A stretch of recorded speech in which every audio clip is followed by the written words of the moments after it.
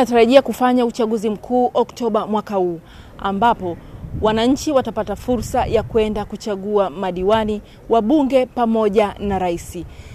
TAKUKURU wameleta warsha maalum kwa wadau mbalimbali, na walianzia na wahariri wa vyombo vya habari, na leo hii sasa wamekutana na viongozi wa vyama vya siasa kuangalia ni jinsi gani wanaenda kupambana na rushwa katika kipindi hiki cha kuelekea uchaguzi mkuu na wakati wenyewe wa uchaguzi, lakini vile vile hata baada ya uchaguzi. Katika kupambana tunahitaji vitendo, hasa kwenye kuhakikisha kwamba wale wote waliobainika wametoa rushwa wanafikishwa kwenye vyombo vya sheria na wanawekwa wazi kwa wananchi, kwa sababu wananchi wenyewe wanakuwa wanawasema wale watu. Sasa wakiona hawajachukuliwa hatua na kufikishwa kwenye vyombo vya sheria na kuwekwa wazi, wao wenyewe wanavunjika moyo. Si swala la TAKUKURU, lakini ni swala letu sisi.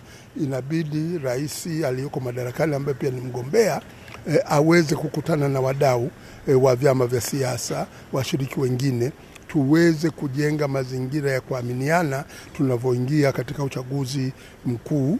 Tunajua kuna mambo ya sheria ambayo bado hayajakaa vizuri na muda haupo, lakini ikiwa watendaji watakuwa na nia thabiti ya kuweza kutenda haki, basi uchaguzi unaweza kuwa bora zaidi kuliko ulivyokuwa 2024 na ulivyokuwa 2020.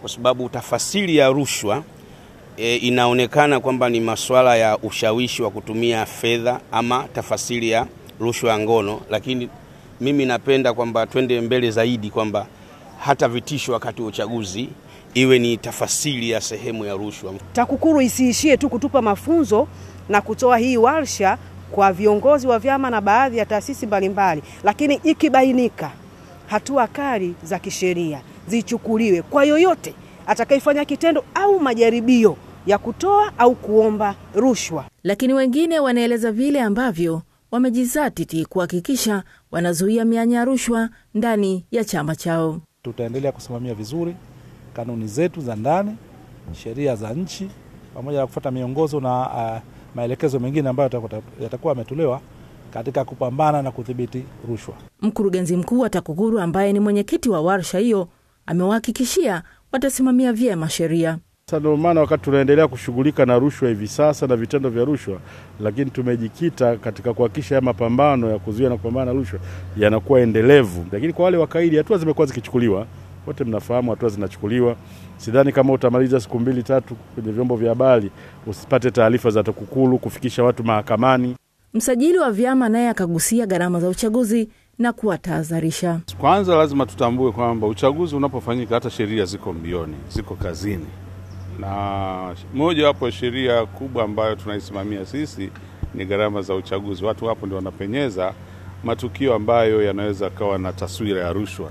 Kwa hiyo ni katika kuwakumbusha kwamba pamoja kwamba wanashiriki kwenye uchaguzi, sheria hazijaenda likizo, ziko pale pale, zitafanya kazi yake. Warsha kama hizo zimetajwa kuwa ni endelevu, na lengo ni kuhakikisha watu wanakuwa na uelewa pamoja juu ya mapambano ya rushwa. Estabela Malisa, Azam News, Dar es Salaam.